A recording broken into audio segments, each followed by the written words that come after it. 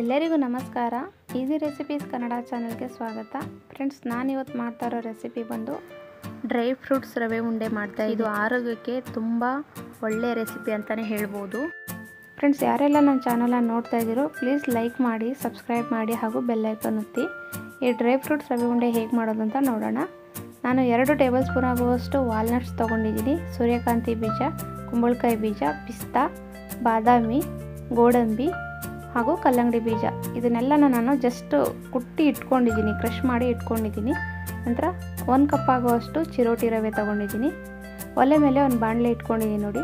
ಅದು ಬಿಸಿ ಆದ ನಂತರ 1 ಟೇಬಲ್ ಸ್ಪೂನ್ ಆಗುವಷ್ಟು ತುಪ್ಪನ ಹಾಕ್ಕೊಳ್ತಾ ಇದ್ದೀನಿ. ತುಪ್ಪ ಬಿಸಿ ಆದ ನಂತರ ಡ್ರೈ ಫ್ರೂಟ್ಸ್ ಏನಿತ್ತಲ್ಲ ಅದನ್ನೆಲ್ಲ ಹಾಕ್ಕೊಳ್ತಾ ಇದ್ದೀನಿ ನೋಡಿ.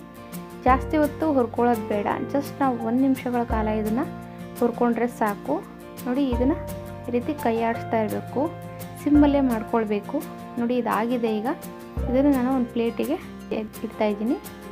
ನಂತರ ಅದೇ ಬಾಣಲೆಗೆ 1-2 ಟೇಬಲ್ ಸ್ಪೂನ್ ಆಗುವಷ್ಟು ತುಪ್ಪ ಹಾಕ್ಕೊಳ್ತಾ ಇದ್ದೀನಿ. ತುಪ್ಪ ಬಿಸಿ ಆದ ನಂತರ ಅದಕ್ಕೆ 1 ಕಪ್ ಆಗುವಷ್ಟು ಚಿರೋಟಿ ರವೆನ ಹಾಕ್ಕೊಳ್ತಾ ಇದ್ದೀನಿ. ರವೆನ ನಾವು ಸಿಮ್ಮಲ್ಲೇ ಚೆನ್ನಾಗಿ ಹುರ್ಕೊಳ್ಬೇಕಾಗುತ್ತೆ. ಇದು ಘಮ ಬರೋವರೆಗೂ ನಾವು ಹುರ್ಕೊಳ್ಬೇಕಾಗುತ್ತೆ. ಮತ್ತು ನಾನು 1 ಟೇಬಲ್ ಸ್ಪೂನ್ ಆಗುವಷ್ಟು ತುಪ್ಪ ಹಾಕ್ಕೊಳ್ತಾ ಇದ್ದೀನಿ. ಮತ್ತೆ ಹುರ್ಕೊಳ್ತಾ ಇದ್ದೀನಿ ನೋಡಿ. ತುಂಬ ಪೇಷನ್ಸ್ ಬೇಕು ಫ್ರೆಂಡ್ಸ್ ಈ ಡ್ರೈ ಫ್ರೂಟ್ಸ್ ರವೆ ಉಂಡೆ ಮಾಡಲಿಕ್ಕೆ.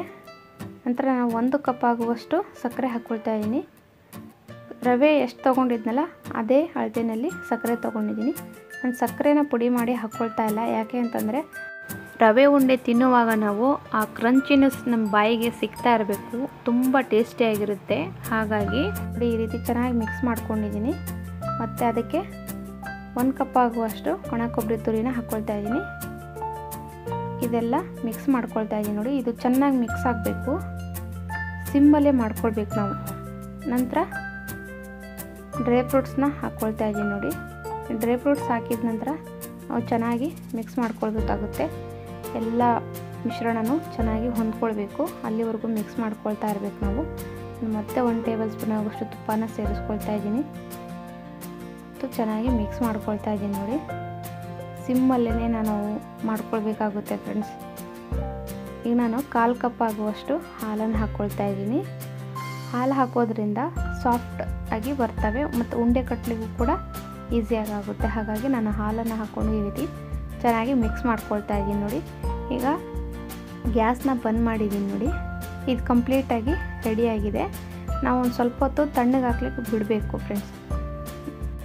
ಇದು ತಣ್ಣಗಾದ ನಂತರ ಕೈಗೆ ತುಪ್ಪನ ಸವರ್ಕೊಂಡು ನಮ್ಮ ಕೈಗೆ ಬಿಸಿ ಎಷ್ಟು ತಡ್ಕೊಳ್ಳುತ್ತೋ ನೋಡಿಕೊಂಡು ಕೈಗೆ ಈ ರೀತಿ ತುಪ್ಪನ ಸವರ್ಕೊಂಡು ನಾವು ಉಂಡೆ ಕಟ್ಟಬೇಕಾಗುತ್ತೆ.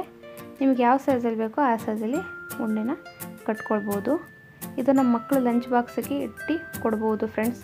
ಈವ್ನಿಂಗ್ ಮನೆಗೆ ಬರ್ತಾರಲ್ಲ, ಸ್ನ್ಯಾಕ್ಸ್ ಕೇಳ್ತಾರಲ್ಲ, ಅವಾಗ ಕೂಡ ಕೊಡ್ಬೋದು ನೋಡಿ. ಎಲ್ಲ ಉಂಡೆನ ನಾನು ಈ ರೀತಿ ಮಾಡಿ ಇಟ್ಕೊಂಡಿದ್ದೀನಿ ನೋಡಿ ಫ್ರೆಂಡ್ಸ್. ಇಷ್ಟೇ ಸಿಂಪಲ್ಲಾದ ಡ್ರೈ ಫ್ರೂಟ್ಸ್ ರವೆ ಉಂಡೆ ರೆಡಿಯಾಗಿದೆ. ನೀವು ಕೂಡ ಒಂದ್ಸಲ ಮನೆಯಲ್ಲಿ ಟ್ರೈ ಮಾಡಿ ಹೇಗೆ ಬಂದಿದೆ ಅಂತ ಕಮೆಂಟ್ ಮಾಡಿ ತಿಳಿಸಿ. ಈ ರೆಸಿಪಿ ನಿಮಗೆ ಇಷ್ಟ ಆದರೆ ಪ್ಲೀಸ್ ನನ್ನ ಚಾನಲ್ನ ಲೈಕ್ ಮಾಡಿ, ಸಬ್ಸ್ಕ್ರೈಬ್ ಮಾಡಿ, ಬೆಲ್ ಐಕಾನ್ ಒತ್ತಿ ಹಾಗೂ ಶೇರ್ ಮಾಡಿ.